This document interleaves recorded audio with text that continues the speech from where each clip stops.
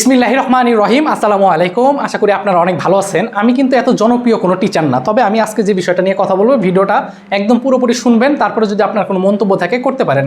আসলে মেইন কারণটা কি দেখেন, ক্যামেরার সামনে কথা বলা কিন্তু আসলে অনেক খুবই কষ্টকর বিষয়, কিন্তু একটা মানুষকে নিয়ে এত কেন ট্রল করতেছে এটা আপনাকে জানতে হবে। আমি যখন ভিডিওটা করতেছি, রিফাত একাডেমি যে চ্যানেলটার নাম, তার এখন সাবস্ক্রাইবার 1.9 মিলিয়ন, তার মানে 19 লক্ষের মতো সাবস্ক্রাইবার, এবং সে এখন পর্যন্ত 1200-র উপরে ভিডিও আপলোড করছে।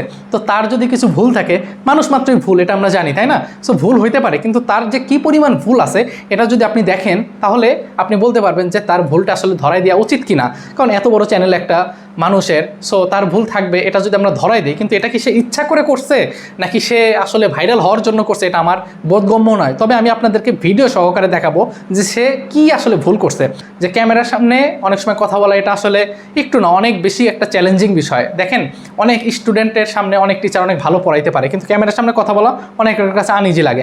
অথবা অনেকে ক্যামেরার সামনে কথা বলে কিন্তু 1000 স্টুডেন্টের সামনে বক্তব্য দেওয়াটা এটা একটু চ্যালেঞ্জিং বিষয়। তো যাই হোক, উনি যে ভুলগুলো করছে আমি জাস্ট আপনাদের সামনে একটু তুলে ধরি যে উনি কি কি ভুল করছে। আসেন একটু দেখি। খুব খেয়াল করতে হবে। তুমি জানো আয়রনের, তুমি জানো 26, খেয়াল করো, এখানে কিন্তু 3 প্লাস আছে। ভাইয়া তোমাকে বলছে কতটি ইলেকট্রন, আমরা কিন্তু জানি ইলেকট্রনের ক্ষেত্রে মাথায় রাখতে হবে যে পাওয়ারে কি আছে, প্লাস না মাইনাস। এখানে 3 প্লাস আছে মানে কি 26টা গুণে তোমার 3টা কমবে কিন্তু 23টা। তার মানে তুমি যখন ইলেকট্রন বিন্যাস করবে অনিষ্ট টু ফিজিক্স, এটা কিন্তু তোমার হিসাব করতে হবে 23টা, বাট এখানে লিখতে হবে 26টা।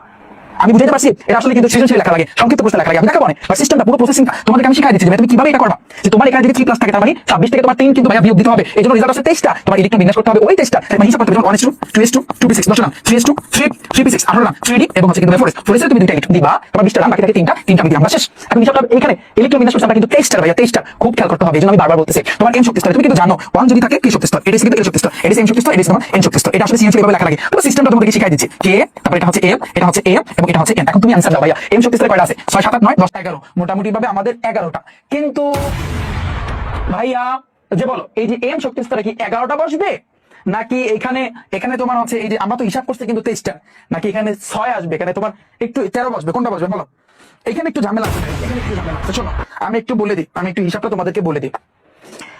এইখানে আপনারা ভিডিওটা দেখতে পারলেন যে ইলেকট্রন বিন্যাস নিয়ে ভুল করছে। এইটা কিন্তু আসলে ভুল করার মতো কোনো কিছু ছিল না, এবং উনি কিন্তু গোজামিল মেরে এই জিনিসটাকে আসলে সমাধান করছে। যে টিচার, সে না পারলে সে বলবে যে আমি পারি না, কিন্তু গোজামিল মারার কোনো কিছু আমি দেখি না। 2 নাম্বার যে বিষয় আয়ন, দেখেন আমরা একটা জিনিস সবসময় জানি যে ইলেকট্রন যে গ্রহণ করে, সে হচ্ছে সবসময় মাইনাস, কিন্তু সে কি বলে একটু খেয়াল করেন। সিলভার, এই যে সিলভারের কথা যদি ভাবো, ও কিন্তু একটা ইলেকট্রন গ্রহণ করে। নরমালি ও কিন্তু একটা ইলেকট্রন গ্রহণ কইরা সিলভার প্লাসে পরিণত হবে, একটা ইলেকট্রন কিন্তু গ্রহণ কইরা সিলভার। তো বিষয়গুলো, সো এইগুলো কিন্তু খুবই সিলি মিস্টেক। সে কিন্তু চাইলে এই জিনিসগুলো ক্রপ করে দিতে পারতো, এডিট করে দিতে পারতো, বা ওইখানে ছবি তুলে দিতে পারতো, কিন্তু সে কিন্তু এগুলো কোনো কিছু করে নাই। পরবর্তী সময়ে এইখানে যে ইলেকট্রনের ভর দেওয়া আছে, দেখেন আমরা জানি ইলেকট্রনের ভর এবং প্রোটনের ভর। ইলেকট্রনের ভর আমরা জানি 9.1 গুণন 10 এর উপরে -31 কেজি। আর যে প্রোটন যেটা আছে, প্রোটনের ভর হচ্ছে 1.676 গুণন 10 টু দি পাওয়ার -27 কেজি। তো স্বাভাবিকভাবেই আমরা দেখতে পাচ্ছি এটা হচ্ছে বড়, বুঝার চেষ্টা করবেন। কিন্তু সে কি বলল, এটা নাকি বড় না, এটা বড়। সে তার যুক্তি কি দেখেন, এই যে 9.1 1.676 থেকে বড়, খেয়াল করছেন কি বুঝাইছে?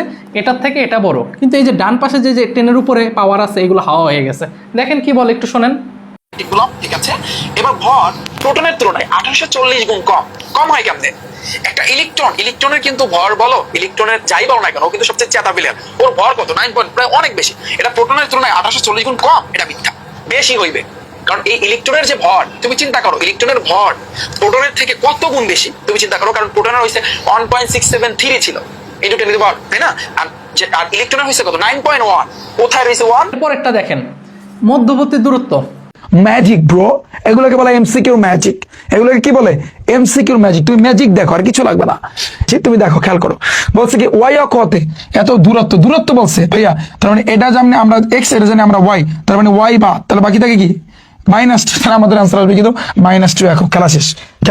পয়েন্টটা যে এত হাতে ওয়াই একের দূরত্ব ময়মনসিংহ নম্বর 25 আসছে, তার মানে আমরা জানি এক্স এর মান, এটা হচ্ছে কিন্তু ওয়াই এর মান। ওয়াই একের দূরত্ব বলতে ওয়াই বা, তাহলে বাকি থাকে কি -। এই যে শর্টকাট, তুমি দেখো। চিন্তা করছেন মধ্যবর্তী দূরত্ব কি আদৌ কখনো নেগেটিভ হয়? আপনি কখনো শুনছেন যে দূরত্ব কখনো নেগেটিভ হয়? এটা কি আসলে মানে কি বলবো, আমি আসলে জানি না।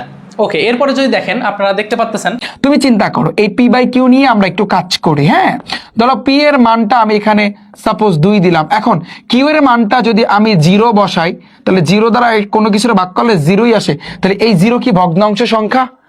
এইটা কি জীবনেও হইতে পারে? হইতে পারে না। তার মানে আমরা কি বুঝতে পারলাম যে ভাইয়া এই কিউ এর মান 0 হইতে পারবে না। 0 যদি বসাও তাহলে কিন্তু এটা ভগ্নাংশ হবে না। তাহলে এই ভগ্নাংশ সংখ্যা হওয়ার ক্ষেত্রে কথা আছে যে কিউ এর মান তুমি দেখছো সমান সমান দিয়ে একটা নট একটা দাগ দিছে, এটাকে বলা হয় নট ইকুয়াল। সমান সমান দিলে এটাকে বলা হয় ইকুয়াল, যদি দাগ দাও নট ইকুয়াল। তো এই কিউ এর মানটা এটা দ্বারা বোঝায় কি কিউ এর মানটা 0 হইতে পারবে না। কারণ তুমি নর্মালি বোঝো, তুমি এখানে পি এর মান 1 2 3 4 5 6 যাই বসাও না কেন, বাট কিউ এর মানটা যদি 0 বসাও, 0 দ্বারা হাজার হাজার কোটি কোটি সংখ্যারে গুণ করলেও 0, ভাগ করলেও 0। তাহলে কিউ এর মান কখনো 0 হইতে পারবে না। এরপরে আরো একটা জিনিস কিন্তু ওরা দিছে যে কিউ এর মানটা কখনো 1 হইতে পারবে না। খেয়াল করছো কেন?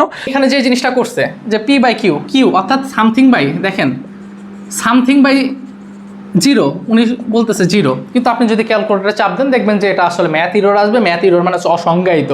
সো উনি বলতেছে এটা নাকি আসলে 0। এটা হয়তো বা ভুল হতেই পারে, ক্যামেরার সামনে কথা বলতেছে ভুল হতেই পারে, কিন্তু এই যে বাকি যেগুলো দেখবেন এইগুলো আসলে কি, এখন আমি যে সমস্যাটা দেখাবো বা যে ভুলটা দেখাবো এইটা আপনি দেখলে আপনি নিজে অবাক হয়ে যাবেন। উনি মুখে বলতেছে এক কথা, কিন্তু আপনি ভ্যালু বসাচ্ছে একটা, বলা আছে উচ্চতা এইচ, কিন্তু উনি ধাপ করে বলে দিচ্ছে এখানে বেগ।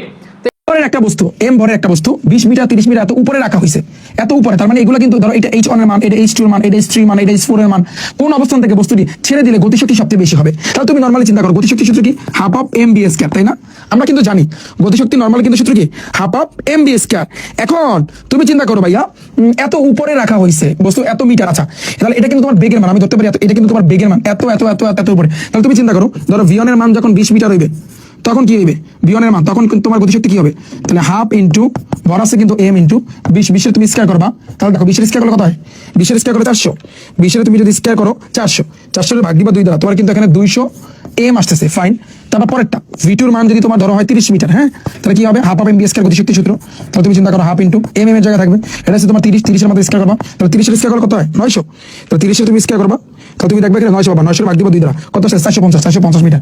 আর করার দরকার নাই। দেখো তুমি যত এগুলা বাড়াবা, যত এগুলা বাড়াবা, তোমার এখানে কিন্তু গতিশক্তির মানও বাড়বে, 200, 450, 600 এভাবে কিন্তু বাড়তে থাকবে। তার মানে লাস্টেরটা 50 মিটার বলছে না যে কোন অবস্থান থেকে বস্তুটা ছেড়ে দিলে গতিশক্তি সবচেয়ে বেশি হবে। তুমি দেখো এইটার হিসাবটা করবা, তো এইটার ক্ষেত্রে মানে 50 মিটারে যদি তুমি করো তাহলে গতিশক্তি তোমার সবচেয়ে বেশি হবে। বুঝতে পারছো? আমি দেখছেন তো, এই হচ্ছে টোটাল বিষয়টা। এরপরে যদি আপনি বলেন যে আসলে তাকে নিয়ে কেন আসলে বলতেছে বা কেন আসলে বলা উচিত, এই যে বিষয়গুলো, এটা তো আমি অল্প কিছু ভুল ধরলাম। এছাড়া ইংলিশ বলেন, কেমিস্ট্রির আরও অনেক বিক্রিয়া, অনেক ভুল কথা বলা আছে, বা এত তো আসলে ভিডিওর মধ্যে দেওয়া উচিত না।